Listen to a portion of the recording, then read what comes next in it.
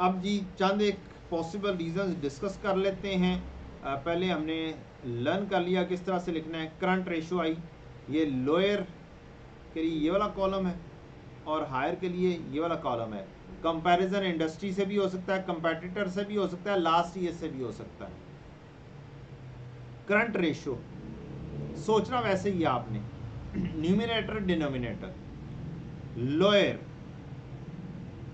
कब हो सकती है एज कंपेयर टू इंडस्ट्री में बी लोअर ड्यू टू आपका इन्वेंट्री कम हो, low inventory levels,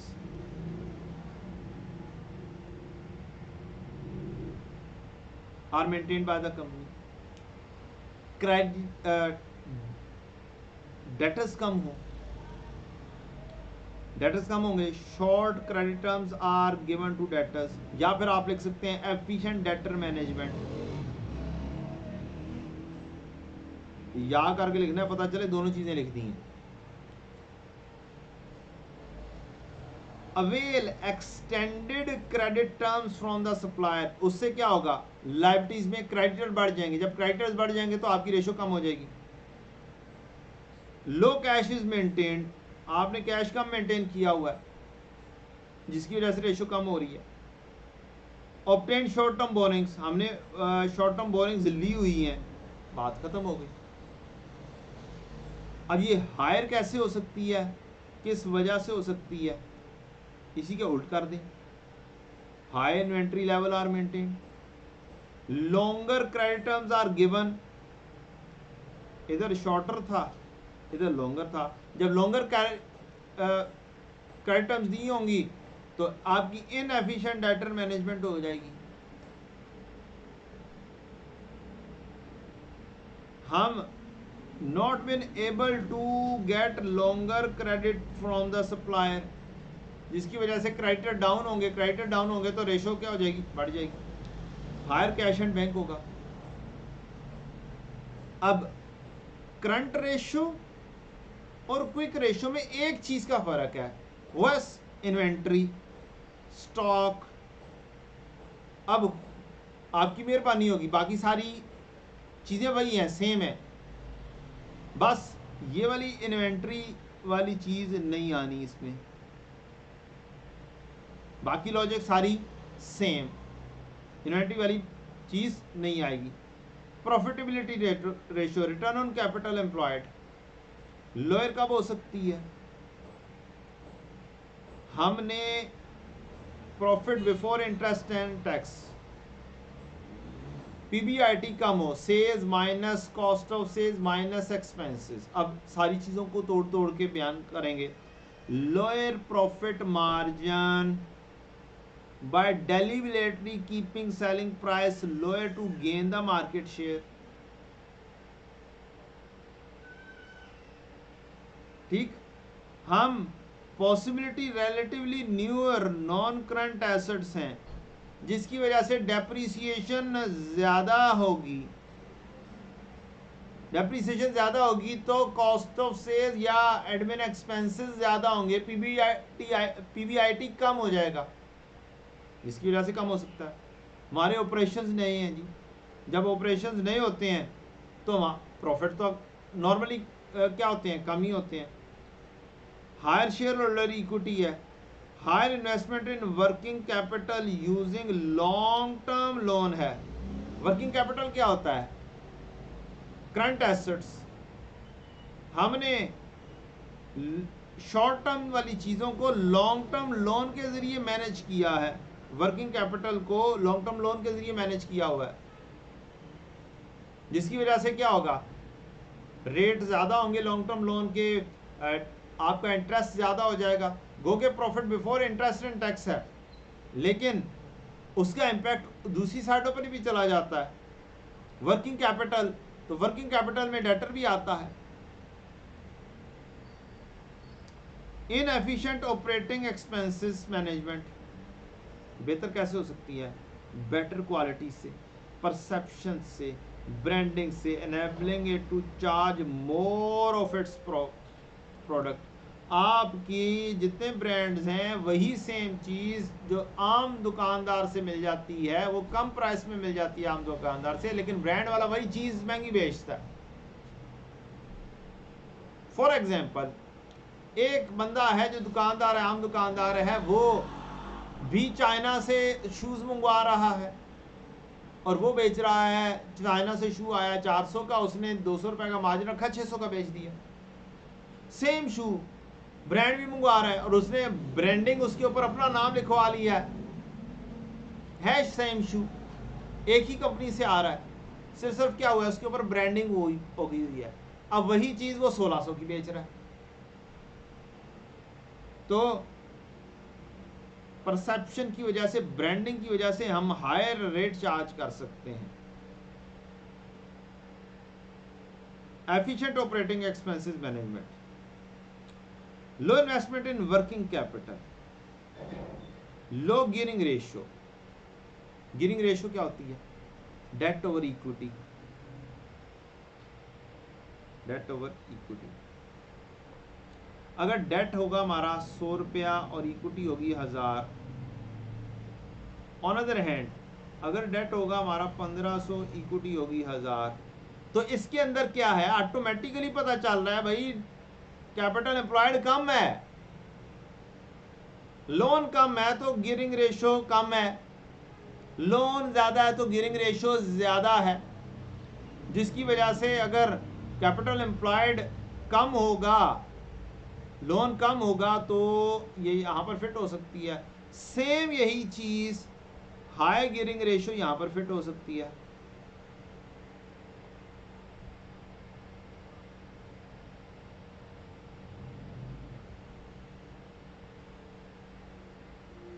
return on shareholder equity, अब सारी बातें सेम, क्यों? Profit before interest and tax के अंदर sales less cost of sales less expenses, operating expenses आता है। इसमें पीबीआईटी में से भी माइनस इंटरेस्ट भी लेस कर दो, माइनस आप टैक्स भी लेस कर दो, तो फिर प्रॉफिट आफ्टर टैक्स बनेगा। इट मींस मैं मजीद इंटरेस्ट, ऊपर वाली चीज़ों के अलावा मैं इंटरेस्ट को भी डील कर सकता हूँ, मैं टैक्स को भी डील कर सकता हूँ, यहाँ पर फिट इन कर सकता हूँ। और लोन नहीं आएगा, यहाँ पे इक्विटी वाली बात आएगी सिर्फ और सिर्फ। लोअर प्रॉफिट मार्जिन है, नॉन करंट एसेट्स हमारे ज़्यादा हो सकते हैं, शेयर होल्डर इक्विटी ज़्यादा हो सकती है, गियरिंग रेशो लो हो सकती है या हाई हो सकती है।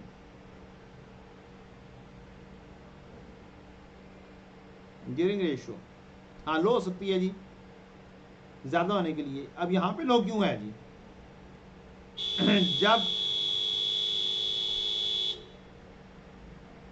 जब गियरिंग रेशियो कम होगी तो इंटरेस्ट भी कम होगा, जब इंटरेस्ट कम होगा तो प्रॉफिट आफ्टर टैक्स ज़्यादा हो जाएगा, और यहाँ पर इक्विटी सिर्फ आनी है, लॉन्ग टर्म लो तो आना नहीं है। लिहाजा रिटर्न ऑन शेयर कैपिटल या इक्विटी कैपिटल या रिटर्न ऑन इक्विटी, इसमें क्या होगा? यहाँ पर लो गियरिंग रेशियो आएगी, फिट इन हो जाएगी। टैक्स का रेट्स कम है,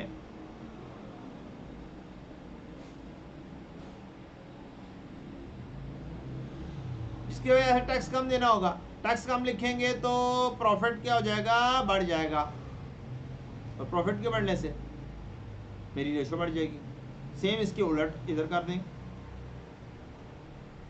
high gearing ratio,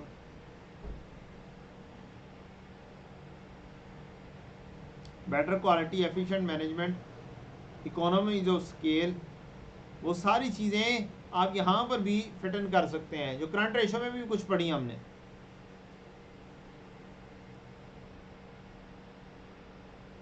sorry, return on capital employed में पढ़ी, इकोनॉमीज ऑफ स्केल वाली बात। इसी तरह से जीपी रेशो है, ग्रॉस प्रॉफिट, ग्रॉस प्रॉफिट में क्या कुछ आता है? Sale minus cost of sale. अब बात सिर्फ इन दोनों के ऊपर होगी, डिवाइड बाय सेल्स आएगी। अब मटेरियल मैं कम पे खरीदूंगा, purchase of raw material at higher prices as compare to competitor, तो मेरा क्या होगा? जीपी कम तो रेशो कम। Inability to obtain economies of scales, economies of scale हासिल नहीं कर पा रहा, इसका मतलब है मैं प्रोडक्शन एट हायर कॉस्ट बना रहा हूं तो मेरी जीपी कम। Higher production cost due to inefficiencies हो सकता है। डेलिवरेटरी हम प्राइसेस कम रख रहे हैं, सेल्स कम तो ratio come. Increase in raw material prices, increase in dollar rates या फॉरेन करेंसी रेट्स, जिसकी वजह से इंपोर्ट जो थी वो ज्यादा प्राइसेस के ऊपर हो गई। हमें प्राइसेस कम रखनी पड़ रही है ड्यू टू कंपटीशन, ये कम होने की रीजन, हायर होने की रीजन। सेल प्राइस ज्यादा, वही वाली ब्रांडिंग वाली बात, बेटर परसेप्शन आप लिख सकते हैं। कॉस्ट ऑफ सेल्स में आप एफिशिएंट प्रोडक्शन टेक्निक से आप कर सकते हैं, इकोनॉमीज ऑफ स्केल की बात कर सकते हैं।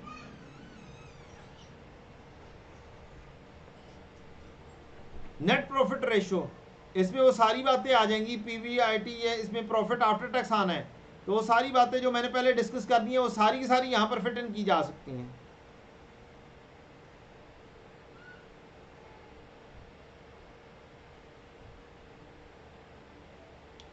अब यहां पर अगर आपको प्रॉफिटेबिलिटी रेशियोज के बारे में कहता है, क्या कहता है कि प्रॉफिटेबिलिटी रेशियो कैलकुलेट करो, तो आपकी return on capital employed 1, GP ratio 2, net profit ratio 3, ये 2-3 रेशियोज आप एनालिसिस करेंगे, बनाएंगे, ये 3 कम से कम। इसके अलावा रिटर्न ऑन एसेट हो सकती है या रिटर्न ऑन इक्विटी हो सकती है।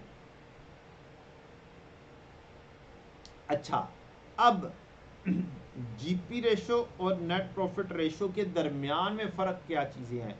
आपके मेजर ऑपरेटिंग एक्सपेंसेस हैं।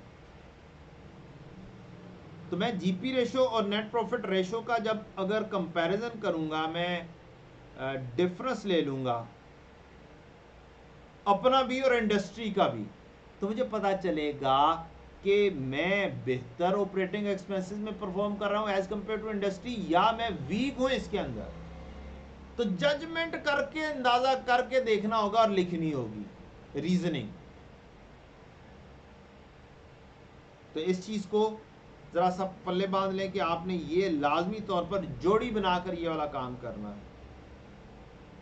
उसके बाद रीजनिंग लिखनी है। रीजनिंग वही सारी की सारी आ सकती हैं जो प्रॉफिट आफ्टर टैक्स के अंदर आ रही हैं। इनएफिशिएंट, या आपने डेलिबरेटली लो किया हुआ है, आपने इनएफिशिएंट ली परफॉर्म किया है, आप इकोनॉमीज ऑफ स्केल पर नहीं कर रहे, आपकी परचेज कॉस्ट ज़्यादा है, जिसकी वजह से ये सारी चीज़ें क्या हो रही हैं, लोअर हो रही हैं। और हायर होने की रीज़न, आप ब्रांडिंग के तौर पर हाई प्राइसेस चार्ज कर रहे हैं, आप इकोनॉमीज ऑफ स्केल के ऊपर खेल रहे हैं, आपकी गियरिंग रेशो कम है जिसकी वजह से इंटरेस्ट कॉस्ट लेस है, आपके टैक्स रेट्स कम हैं,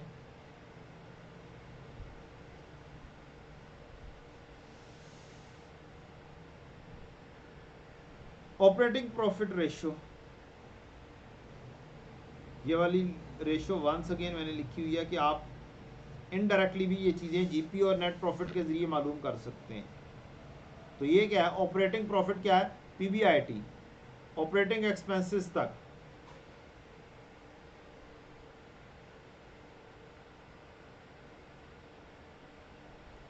सेल्स टू कैपिटल एम्प्लॉयड,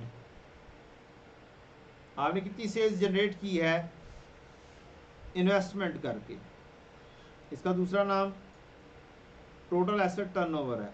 ये इंपॉर्टेंट रेशियो इस वजह से है कि इसका नाम दो हैं और अजीबोगरीब सी बात हो जाती है। टोटल एसेट टर्नओवर, एसेट कितना टर्नओवर जनरेट करते हैं, कितनी सेल्स जनरेट करते हैं, कितनी दफा टर्नओवर होते हैं।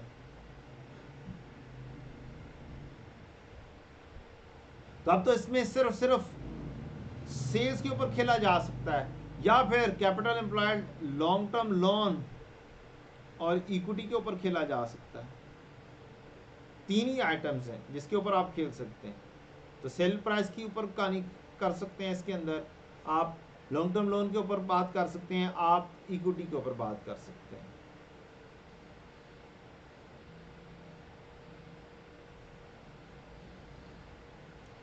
Poor inventory management and sloppy collection methods, higher investment in working capital using long term loan, इसकी वजह से लॉन्ग टर्म लोन बढ़ जाएगा। शेयर और इक्विटी हायर है, तो हमें तो एक एक दो दो तीन तीन लिखनी होगी बस। रिटर्न ऑन एसेट, पीबीआईटी में जितनी चीज़ें और टोटल एसेट्स में जितनी चीज़ें, टोटल एसेट में नॉन करंट एसेट भी आ जाएंगे और करंट एसेट्स भी आ जाएंगे, वो सारी बातें आएंगी। Return on ordinary shares, once again profit after tax और प्रेफरेंस डिविडेंड की कहानी के बाद एवरेज ऑर्डिनरी शेयर होल्डर सिर्फ इक्विटी में भी सिर्फ शेयर कैपिटल के ऊपर तक रह जाएगी बात।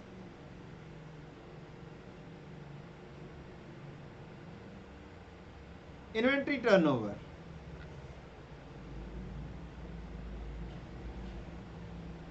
एक इन्वेंट्री कितनी सर्कल मुकम्मल करती है, कितने चक्कर मुकम्मल करती है, जितने ज़्यादा चक्कर मुकम्मल करेगी उतना ज़्यादा बेहतर है। तो इसका रिलेशन कॉस्ट ऑफ सेल्स से और एवरेज इन्वेंट्री से ही है। तो इन्वेंट्री और कॉस्ट ऑफ सेल्स के ऊपर आप कह सकते हैं। कॉस्ट ऑफ सेल्स में क्या है, सस्ता खरीद रहे हैं, महंगा खरीद रहे हैं, इकोनॉमीज ऑफ स्केल पर चल रहे हैं, नहीं चल रहे हैं।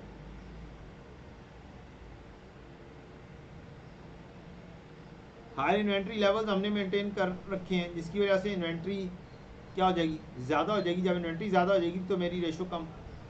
Company is not able to sell the stock, obsolete stock पड़ा हुआ है।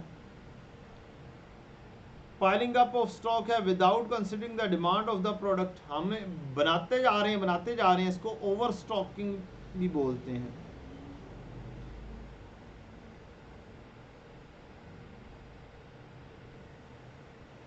इसमें काइंडली कॉस्ट ऑफ सेल्स की बेसिस के ऊपर जजमेंट ना कीजिएगा, क्योंकि cost of sales will high और low due to inventory cost. Inventory की कॉस्ट भी अप डाउन हो रही होगी,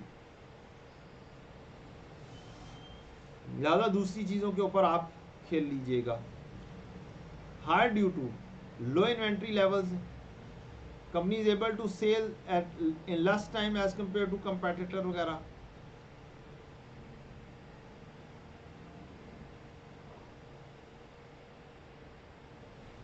हम अकॉर्डिंग टू द डिमांड जितना चाहिए होगा स्टॉक उतना मेंटेन कर रहे हैं, उतना रख रहे हैं।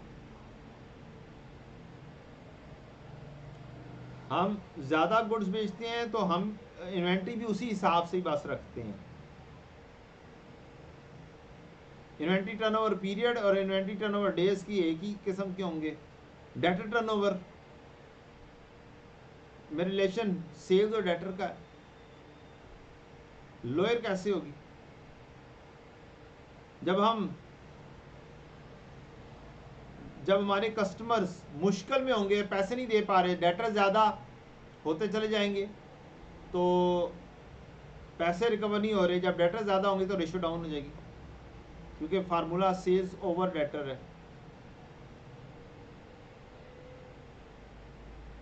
और कंपनी को फाइनेंसिंग कॉस्ट के वगैरह के ऊपर जाना पड़ेगा अपने एक्सपेंडिचर्स को मीट करने के लिए।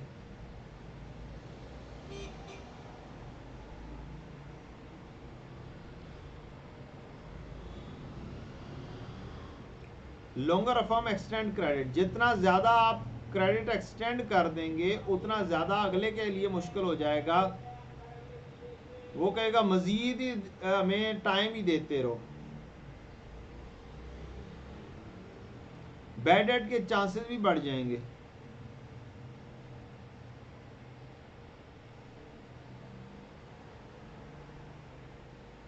High turnover means cash is collected more quickly.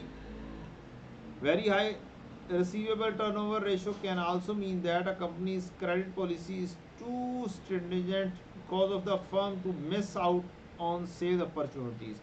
Sales कम हो सकती है, sales opportunity, इसके ऊपर आप डेलिबरेटली सेल्स के ऊपर भी कह सकते हैं। आप ये भी कह सकते हैं बिजनेस में कैश सेल्स ज़्यादा है, जिसकी वजह से डेटर्स हमारे कम है, डेटर्स कम तो, लेकिन यहाँ पर मसला है क्रेडिट सेल्स और डेटर्स का लिंक है, टोटल सेल्स तो है नहीं।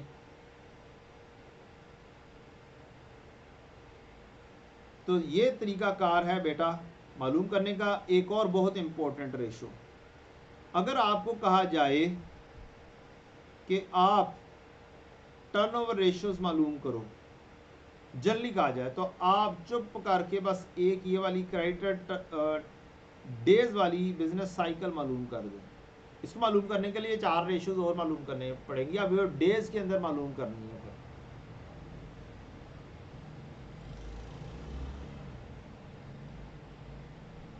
अब इसके अंदर मुख्तलिफ चीज़ें देखेंगे, डेटर्स है, क्रेडिटर्स है और इन्वेंट्री है।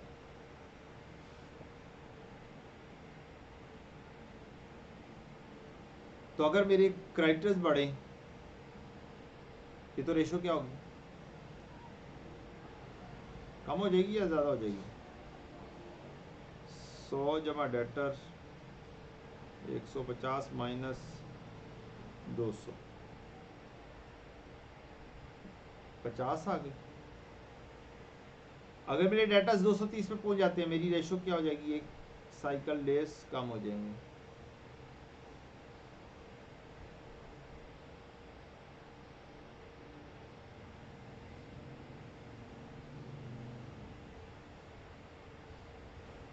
तो आप एनालिसिस करेंगे इवेंट ये कम होने की रीज़न क्या हो सकती है। हमने हो सकता है current liabilities might be due to increase in credit period, current assets कम हो सकते हैं due to greater stock turnover और बेटर इन्वेंट्री मैनेजमेंट। हम लोअर क्रेडिट टर्म्स देते हैं टू डेटर्स, जिसकी वजह से जल्दी रिकवरी हो जाती है, एंड इसके उलट हो जाएगा आपका longer working capital. Gearing ratio debt over equity, बस डेट और इक्विटी के अंदर खेलेंगे आप कि डेट बढ़ गया, इक्विटी बढ़ गई है, इक्विटी कम हो गई है, और उसकी बेसिस के ऊपर आप लिख देंगे। अगली बात है विंडो ड्रेसिंग। विंडो ड्रेसिंग क्या होती है? विंडो ड्रेसिंग होती है बेटा आपने कुछ इस तरीके से मैनिपुलेट की चीजें कि आप बेहतर प्रेजेंटेशन कर जाएं फाइनेंशियल स्टेटमेंट्स में। अनएथिकल प्रैक्टिस से बचना है, like window dressing by interpreting the financial statement. Window dressing है क्या चीज?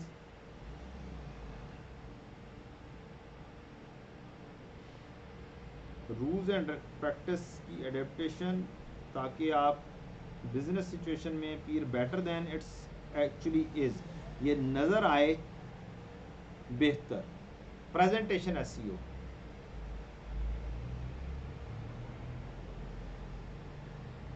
और ये मैनिपुलेशन होगी और मिसलीड करेंगे यूजर्स ऑफ फाइनेंशियल स्टेटमेंट्स को।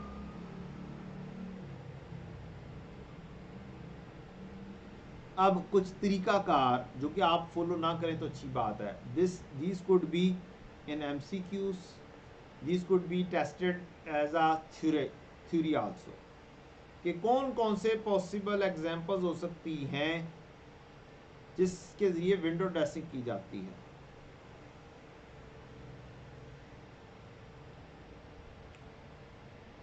आप सप्लाई को कम पैसे पे करें, पीरियड एंड का कैश बैलेंस बढ़ जाएगा।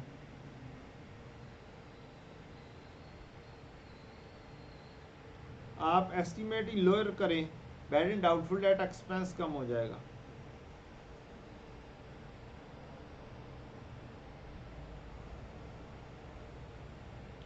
कुछ चीज़ें आप कैपिटलाइज कर लें, smaller item, smaller expenditures, like आप कैलकुलेटर को कैपिटलाइज कर लें, लाइक आप मोबाइल को कैपिटलाइज कर लें। छोटी छोटी सी चीज़ों को क्या करें, कैपिटलाइज करें।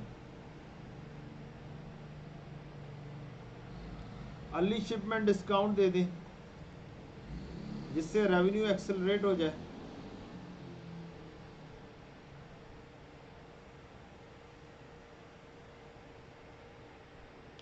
Lower depreciation expense by using higher useful lives or residual values.